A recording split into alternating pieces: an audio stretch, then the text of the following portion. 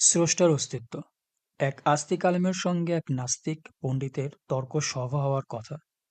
সেখানে আস্তিক প্রমাণ করবেন স্রষ্টা আছেন, আর নাস্তিক প্রমাণ করবে তা নেই। সভায় প্রচুর লোকের সমাগম ছিল।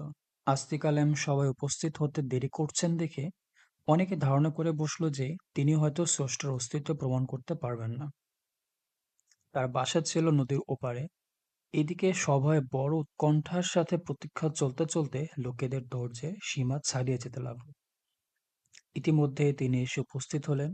সকলে তাকে ভর্ৎসনা করতে লাগলো। নাস্তিক বলল, আসলে উনি স্রষ্টার অস্তিত্ব প্রমাণ করতে পারবেন না বিধায় দেরি করে সভায় উপস্থিত হয়েছে। আস্তিক বললেন, ভাই সকল, আপনারা হয়তো জানেন আমার বাড়ি নদীর ওপারে।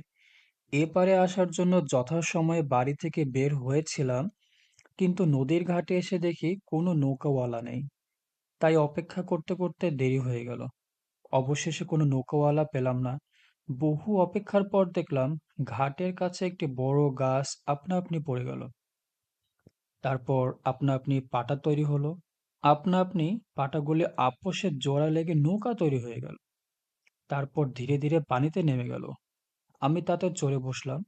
সেই নৌকা মাঝি মাল্লা ছাড়া এপারে পার করে দিল।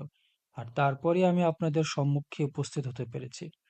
সমস্ত প্রায় সকল জনতাই হো হো করে হেসে উঠল। নাস্তিক বলে উঠল, উপস্থিত ভদ্রমণ্ডলী, আপনাদের কি মনে হয় উনি কি একজন পাগল নন? কোনো নৌকা কি নিজে নিজে তৈরি হয়ে বিনা মাঝি মাল্লাতে নদী পার করে দিতে পারে?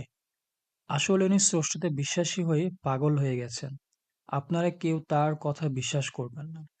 আস্তিক আলেম বললেন, ভাই সকল, আপনার ইনসাফের সাথে বিচার করে বলুন, পাগল আমি না উনি? আমি তো কেবল বলেছি নদীর ধারে একটি নৌকা আপনা আপনি তৈরি হয়ে নদীতে চলাচলের কথা।